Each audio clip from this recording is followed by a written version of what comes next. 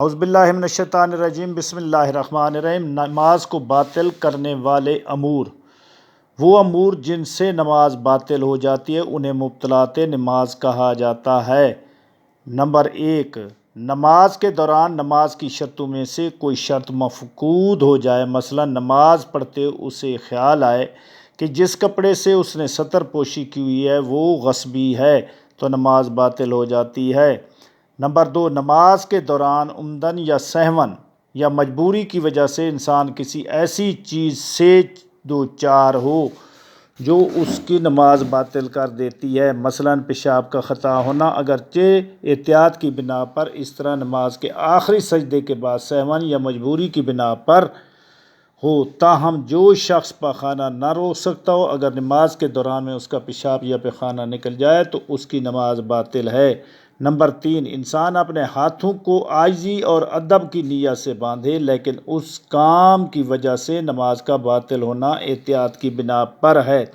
اور اگر مشروعیت کی نیت سے انجام دے تو اس کام کے حرام ہونے میں کوئی اشکال نہیں ہے۔ اگر کوئی شخص بھولے سے یا مجبوری سے یا تقیہ کی وجہ سے یا کسی اور کام مثلا ہاتھ کھجانے اور ایسے ہی کسی کام کے لیے ہاتھ پر ہاتھ رکھ لے تو کوئی حرج نہیں ہے۔ نمبر 4، الحمد پڑھنے کے بعد آمین کہے۔ آمین کہنے سے نماز کا اس طرح باطل ہونا غیر معموم میں احتیاط کی بنا پر ہے، اگرچہ آمین کہنے کو جائز سمجھتے ہوئے آمین کہے تو اس کی نماز حرام ہو جاتی ہے۔ نمبر 5، کیا بغیر کسی عذر کے قبلے سے منہ پھیر لے، اور اگر کسی عذر مثلا بھول کر یا بے اختیاری کی وجہ سے تیز ہوا کے تھپیڑے سے قبلے سے منہ پھیر دے، اگر دائیں یا بائیں تک نہ پہنچے تو اس کی نماز صحیح ہے، لیکن ضروری ہے کہ جیسے ہی عذر دور ہو تو وہ فوراً قبلہ درست کرے، اور اگر دائیں یا بائیں طرف مڑ جائے تو خواہ قبلے کی طرف پشت ہو جائے اگر اس کا عذر بھولنے کی وجہ سے ہو، اور جس وقت متوجہ ہو اور نماز کو توڑ دے تو اس سے دوبارہ قبلہ رخ ہو کر پڑھ سکتا ہے کہ نماز کو دوبارہ پڑھے، اگرچہ اس نماز کی ایک رکعت وقت میں پڑھے اور نہ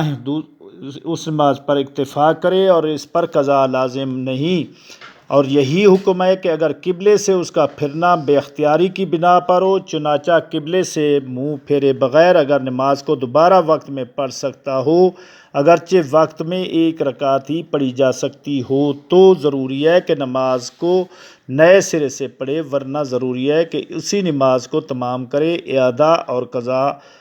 اس پر لازم نہیں ہے۔ اگر فقط اپنے چہرے کو قبلے سے گھمائے لیکن اس کا بدن قبلے کی طرف ہو، چنانچہ اس حد تک گردن کو موڑے کہ اپنے سر کو پیچھے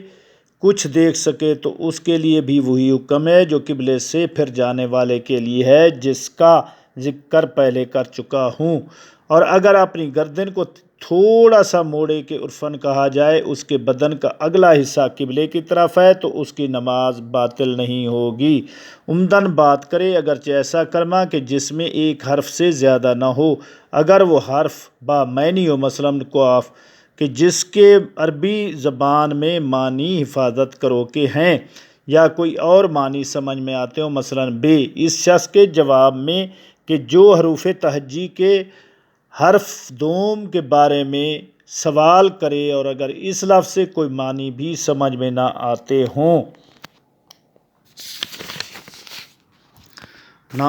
ہوں اور وہ دو یا دو سے زیادہ حرفوں سے مرکب ہو، تب بھی احتیاط کی بنا پر وہ لفظ نماز کو باطل کر دیتا ہے۔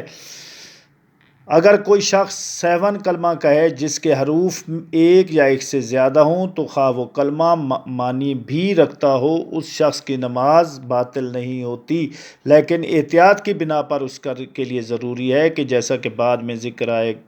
کریں گے ہم، نماز کے بعد وہ سجدہ سہو بجا لائے۔ نماز کی حالت میں کھانسنے یا ڈکار لینے میں کوئی حرج نہیں ہے، اور احتیاط لازم کی بنا پر نماز میں احتیاطاً آہ نہ بھرے اور نہ ہی گریہ کرے اور آہ اور انہی جیسے الفاظ کا عمدن کہنا نماز کو باطل کر دیتا ہے۔ اگر کوئی شخص کوئی کلمہ ذکر کے کثرت سے کہے، مثلا ذکر کے کثرت سے اللہ اکبر کہے اور اسے کہتے وقت آواز کو بلند کرے تاکہ دوسرے شخص کو کسی شخص کے کسی چیز کی طرف متوجہ کرے تو اس میں کوئی حرج نہیں۔ اور اسی طرح اگر کوئی کلمہ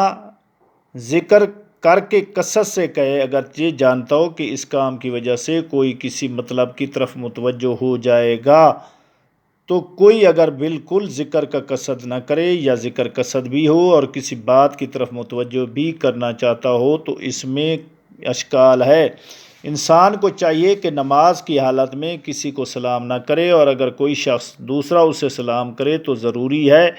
کہ اس کا جواب دے، لیکن جواب سلام کی مانند ہونا چاہیے، یعنی ضروری ہے کہ اصل سلام پر اضافہ ہو۔ مثلا جواب میں یہ نہیں کہنا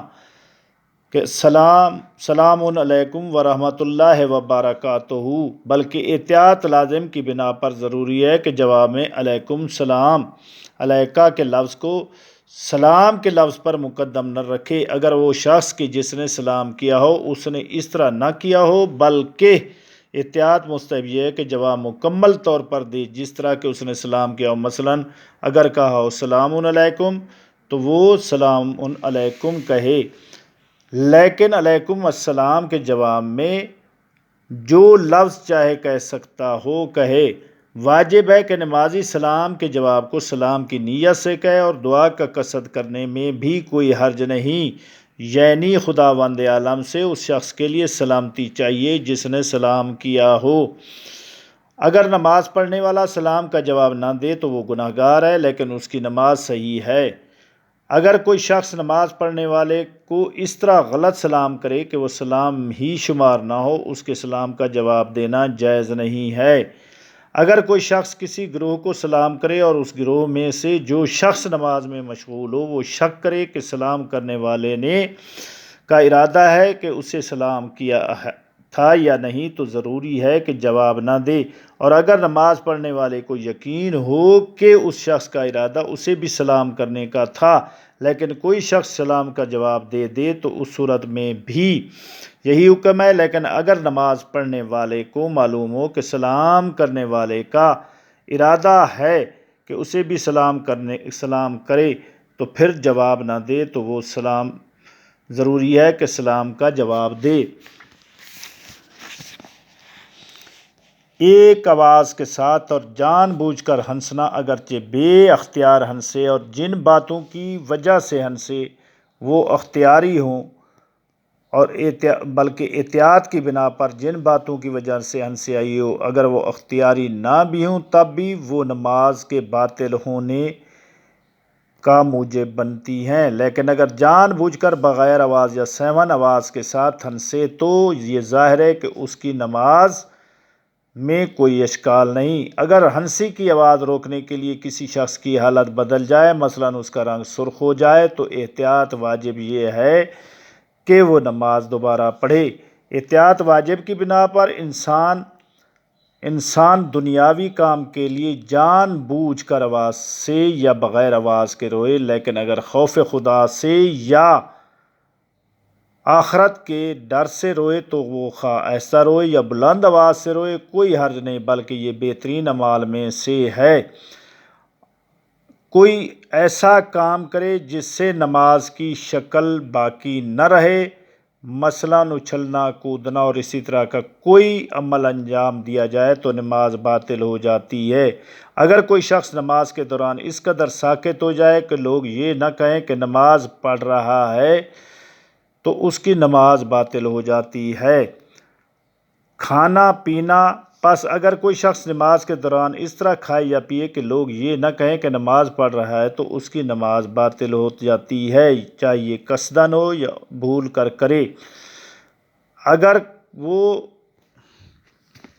اگر کسی کو جان بوجھ کر کھانا یا پینا نماز کی شکل کو ختم نہ بھی کرے تب بھی احتیاط واجب کی بنا پر ضروری ہے کہ نماز کو دوبارہ پڑھے،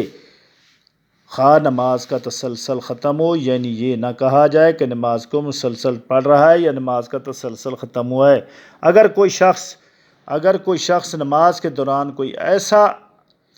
ایسا کام دے کہ اس کے منہ یا دانت کے ریخوں میں رہ گئی ہو تو اس کی نماز باطل نہیں ہوتی۔ اسی طرح اگر ذرا سی قند یا شکر یا انہی جیسی کوئی چیز منہ میں رہ گئی اور نماز کی حالت میں آہستہ آہستہ گھل کر پیٹ میں چلی جائے تو کوئی حرج نہیں۔